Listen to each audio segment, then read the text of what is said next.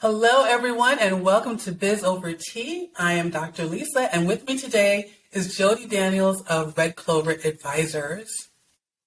Jodi is a data privacy consultant who is founder and CEO of Red Clover Advisors, as I said. And Red Clover is a privacy consultancy that brings data privacy strategy and compliance together with this flexible and scalable approach that simplifies data privacy complexity, refines, updates, or builds privacy structure, and makes both the business and the legal issues accessible and actionable for all. Jodi is a certified informational privacy professional and serves as the outsource privacy office for companies. Jodi Daniels is also a national keynote speaker, co-host of the top-ranked She Said Privacy, He Said Security podcast, co-author of Data Reimagined, Building Trust One Bite at a Time. She's an IANS faculty member and also has been featured in The Economist, Forbes, Inc. magazine, Authority magazine, Thrive Global Incorporated, and more. Jodi holds a Master's of Business Administration and a Bachelor of Business Administration from Emory University's Goizueta Business School. Welcome, Jodi. Thanks for joining us today. Well, hello. Thank you so much for having me. Happy to be here. All right. So the book launched yesterday, day before yesterday? The day before yesterday. Yes, just earlier this week. Congratulations on your launch. It is really, really important. I think small businesses don't spend a lot of time thinking about data privacy. They really just think about how to get people on their email list. And it's an afterthought. It's compliance. It's annoying. It's seen as just, not as exciting and cool as gaining more people on the list or generating more sales. And what we really try and do in the book, and it's called Data Reimagined, Building Trust One Bite at a Time, is to get companies to understand that it's really all about trust. Yes, there are laws. Yes, you have to comply with them. Yes, it means you have to do some things. However, the real opportunity is that it connects you with your customers. It's all about trust, and that's really what we're conveying in the book, is weaving those two concepts together, the must-haves and the why it benefits you. Awesome. I'm looking forward to reading it myself. Okay, so let's jump right in. Tell us, please, what is data privacy management, and why is it important for small businesses to develop a strategy around it? So I think it's important to first start with the difference of data privacy and data security, because I often will say, I help companies comply with data privacy laws, and then people immediately think it's only security. And the data privacy piece is all about how data is collected, how it's used, who it's shared with. The security piece is data is stored in a system, maybe multiple systems, and it's protecting that data from people who shouldn't have access to it. It's kind of, you put data in a big box and you want to protect it. The privacy side, which is what we're talking about, is I give you my name, my address, my email to buy some gadget. You're going to send that to me. You need that information to send it to me. Well, now you want me to buy more stuff. So you're going to market to me on that email. You're going to use digital trackers to make sure that I see it everywhere I go on the internet. You might get catalogs in the mail. You might have connected those pieces. That's privacy. What data are you collecting, how you're using it, and how you're telling me about what's happening, and what choices do I have? All the laws are, at a very simplified way, making people be transparent, making companies think before they use the data, and giving the individual choices. Like, no, it's my data, and I get to tell you how I want you to use it in certain scenarios. And that's really where we are from a data privacy management and law perspective. And many companies kind of still think about the security piece and not only this other side, which is, again, how are you conveying what's actually happening when I give you my name, my address, and my email to buy your stuff? That choice of how you use my information is like a sticking point for me, because we still have folks who attend live networking events, for example, collect all of the business cards, and then do whatever they want with it, including sending me emails for all 25 of their businesses and sharing it with their friends. And I can think of even one that I actually opted in on purpose, but had to opt out like 40 times and finally mark it as spam because I couldn't get away from them. So right before our recording, I received an email from someone. I have no idea who they are, and it's a B2B email, never heard of them, and I'm totally in a nurture sequence, and it's, who are you? And I don't know who you are. It's not working. I feel like they kind of feel like they have a right to me because I exist as a business. And I'm so happy that you exist, so that I'm mine. I'm not yours. There you go. So with that, what is data privacy compliance? Can we ignore it like we do the spam email rules? Right. So no, we don't want to ignore the spam email rules, by the way. And if you do text marketing, you don't want to ignore those rules either. It gets a little messy when we get to data privacy compliance. Those are different laws. Many people listening have likely seen on a website a cookie banner, a banner that pops up that says, "Hi, we use cookies," some form or fashion of that description. Some get more detail, some get less detail. And so that came from, honestly, it was here from a prior law that no one's ever paid attention to, the e-privacy directive. It really got its attention from GDPR. GDPR is the General Data Protection Regulation out of the EU. And if we move to the United States, we are starting on a state-by-state privacy framework. And it gets a little complicated because every state has their own view of how it works. They all have their own laws. And as of right now, we have one effective in 2022, and we're going to have 5 effective by the end of 2023. And these laws are what you're supposed to be doing. You're supposed to have a privacy notice that says X, Y, and Z, and they all differ a little bit. This is our definition of personal information. This is how we describe sensitive information, which of course is different across all of them. In the EU and many other international countries or privacy laws, they tend to limit how data can be used much more than how it is under the state privacy laws. Now, depending on some of the kinds of data and which state, it might get a little bit more particular. There's all kinds of interesting nuances. But overall, in the US, we're still a little bit more company first, individual second, compared to internationally, where it's very much individual first, company second, which means I really have to think about what I'm going to do before I can determine or before I can execute on that. And what I mean is you have to really look at the law to say, can I do this or can I not do this? And one of the other big pieces that I mentioned earlier, it's all about rights. Like, it's the individual's data. Give me some choices. What all the new modern privacy laws are introducing, of course, a bit different across the laws with some common themes, are privacy rights. This idea of an individual right. I'm the individual. I have rights to tell you how you can and can't use my data. So these laws tell companies what I have to tell you, what I have to disclose. They tell people how to think about how they're going to use the data first. They tell companies how you have to offer different privacy rights to individuals. They do actually make sure you secure the data, and they cover a variety of other things. But those are really the main pieces. Okay. So we're not ignoring the law, and we are planning ahead to see how we're going to use the data and actually make it useful to inspire trust, of course, with our customers. So bring it back to small business. Is there such thing as too small to matter?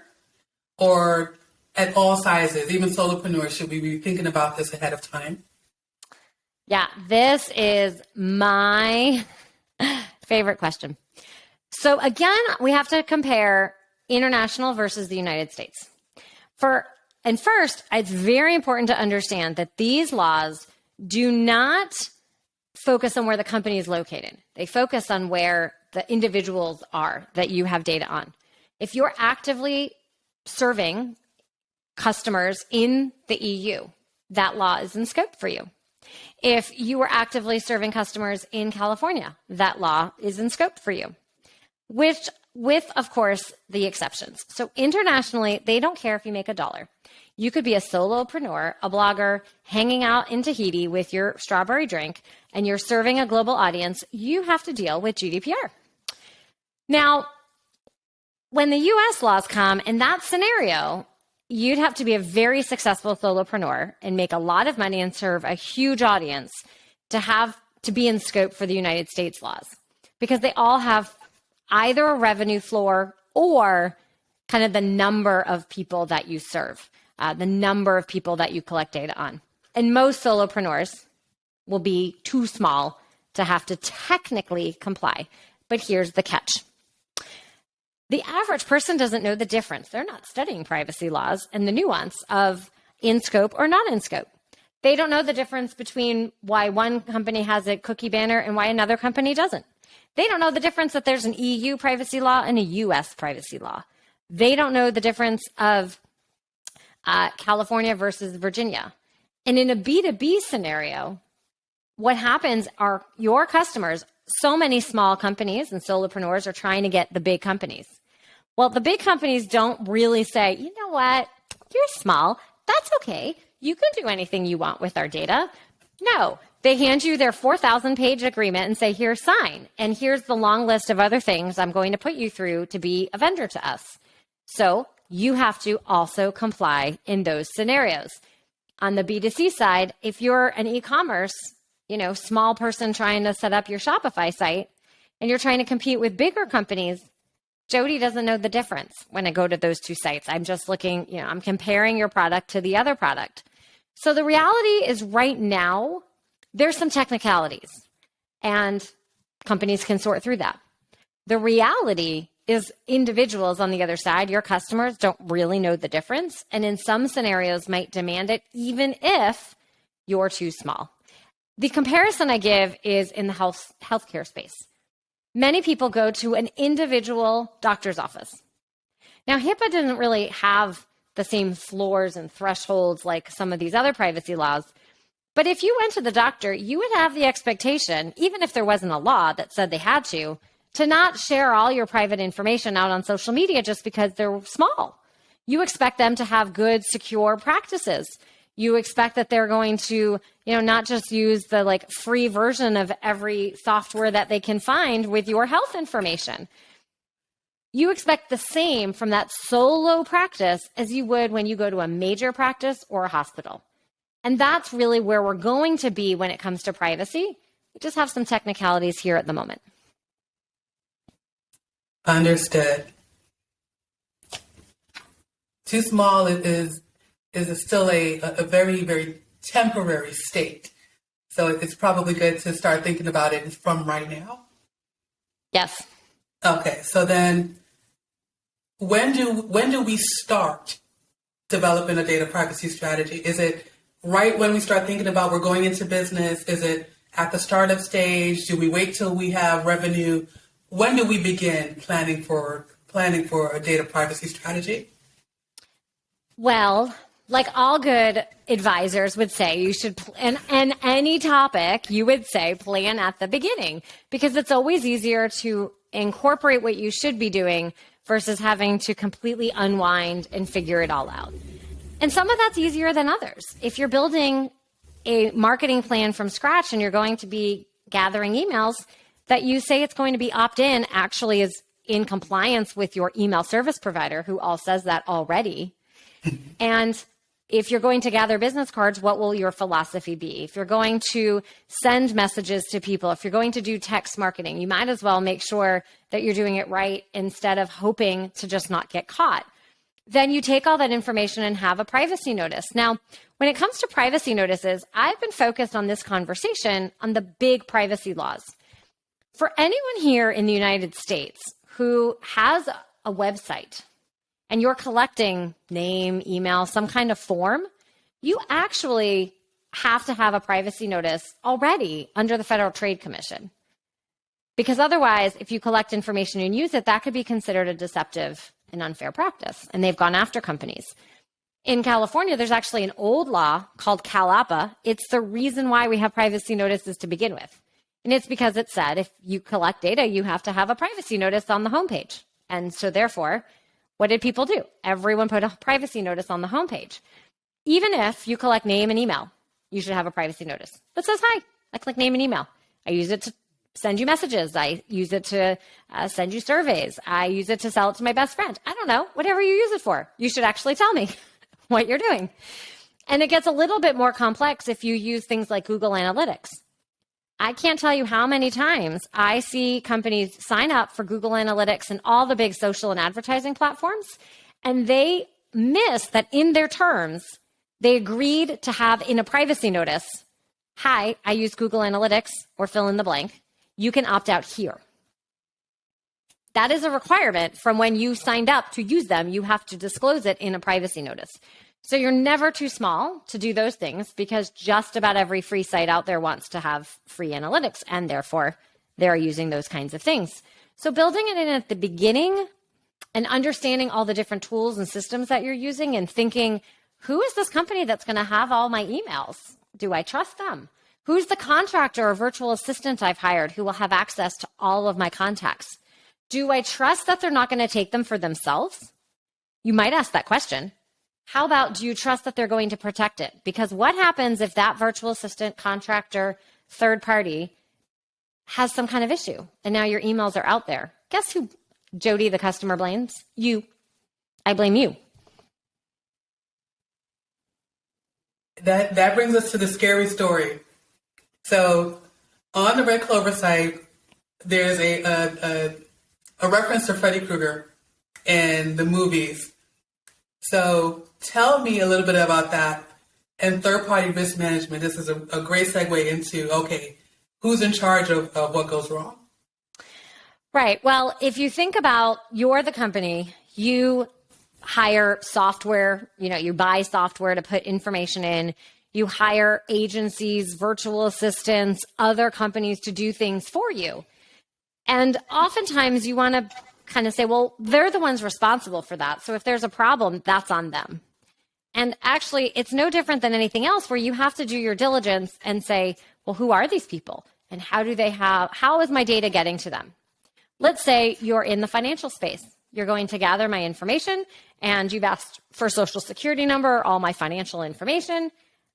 How do I send it to you? Do I just send it on Word to you? Who are you? How do you store it? What do you do with it? All of those are interconnected, and that is the third party. Every time you send data from one place to another, I don't really know who the second parties are, but they got skipped in this universe. So it's always, me to the next individual. That's the third party. You need to evaluate the risks. Do I think the company is reputable? Do I think they're going to stay in business? Those are risks that you're evaluating, right? Before you sign on with someone. Do I think they're going to do a good job? That's a risk. Privacy and security are other risks too. And you want to make sure that when you are sharing information with those other companies, whether it's a single person or a whole company or a whole software, that you can trust who that other company is. And the effort and the work to make that evaluation falls on you, the company, not just the other company. That is so clear and yet so much overlooked. So, absolutely. and I really fear for what's going to happen with a lot of folks. So what then are the risks of ignoring data privacy compliance regulations? Well, the risks are a couple. So one, most businesses don't really decide, I don't like that privacy law, so I think I'll just skip it. Or I don't really like that HR law, so we're just going to ignore it, right? Most companies and businesses want to be good business stewards. So like all good laws, they have penalties. If you get caught and you're doing something wrong, there's going to be a financial penalty. There could be different waves of financial penalties. The other, though, is reputation and trust. And this is really where I started our conversation.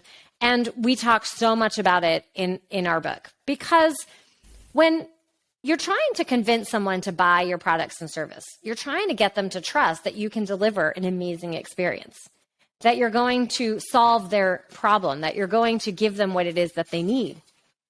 And so if you don't, what happens? They're mad at you, they want their money back, they're unhappy. You have violated that trust. Well, when someone gives you their personal information to execute on that purchase, that contract, they expect that you're going to do right with their data, that you're going to protect their data, that they're not going to misuse that data. So if you don't comply with the laws, which remember, the laws are designed to make companies do the things they really should already be doing. If you don't do that, what's going to happen? The company or the person is going to think, I can't trust you. It's really hard to gain new customers. For every new customer that you serve and you lose them over potentially a privacy incident, that's a very expensive proposition. And for every customer that maybe doesn't trust you at the beginning from a privacy point of view, that's also going to be a very costly situation. Okay. So just for the sake of argument, because we talked about doing business as a data nomad and set up on the beach. What if I only sell to people in my state? If I could even control that. Right. Well, and that's a good point of if you can control that and how they find you.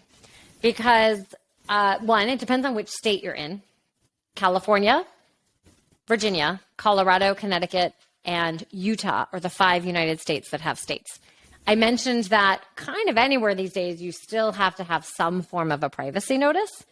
But if you just think about the different digital trackers that are on websites these days and the way privacy laws are set up, each one of those digital trackers and one of those it counts. So when you have a cookie that drops on the site and an IP address is collected, that counts as a visitor. So while you might only serve, 1,000 people, if you have a really awesome blog, you could be reaching 30,000 people.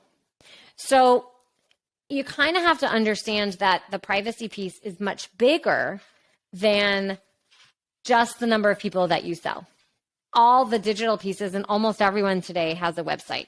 But it goes back to the same thing. You could be a solopreneur in the B2B space in a small state, and you land a big customer that has expectations that you manage to their expectations.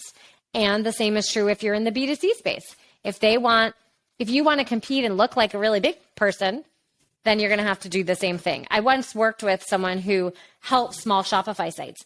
And they would say they'd go and look at really big sites and say, I want to do what they're doing, even though it didn't even apply to what they were doing, because the big site's doing other things that the little site's not doing.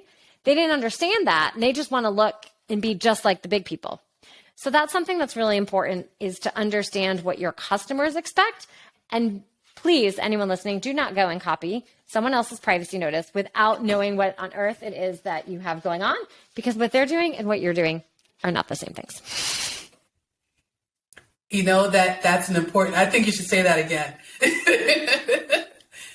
So do not go and copy. Please. Do not go and copy a privacy notice, because what they are doing is not what you are doing.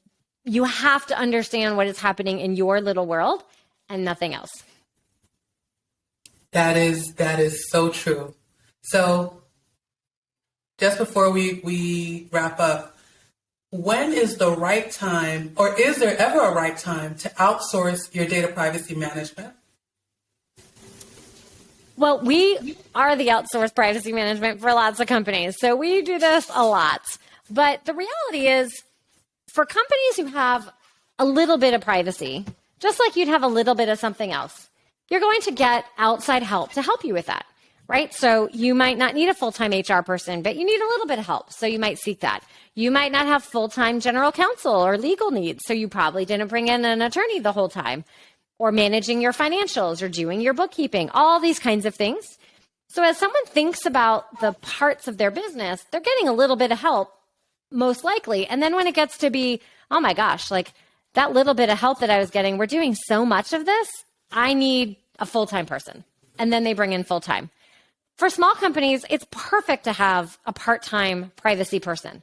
Actually, this is similar to a part-time IT. Most companies don't have a full-time IT person on their staff. They have a part-time IT person. In the security field, we call them chief information security officers. In the privacy field, we call them virtual or fractional chief privacy officers, and kind of everything in between.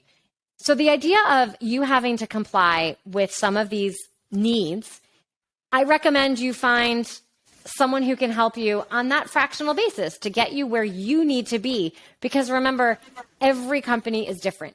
And what you think you might need might not actually be what you need. What your competitor is doing might be different than what you're doing.